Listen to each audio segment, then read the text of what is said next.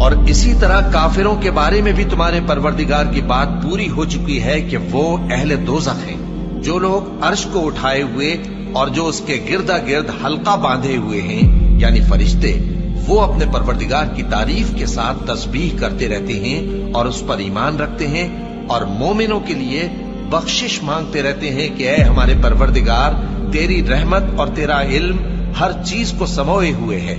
تو جن لوگوں نے توبہ کی اور تیرے رستے پر چلے ان کو بخش دے اور دوزخ کے عذاب سے بچا لے۔ اے ہمارے پروردگار، ان کو ہمیشہ رہنے کی بہشتوں میں داخل کر جن کا تو نے ان سے وعدہ کیا ہے، اور جو ان کے باپ دادوں اور ان کی بیویوں اور ان کی اولاد میں سے نیک ہوں ان کو بھی، بے شک تو غالب ہے، حکمت والا ہے۔ اور ان کو بری حالتوں سے بچائے رکھیو،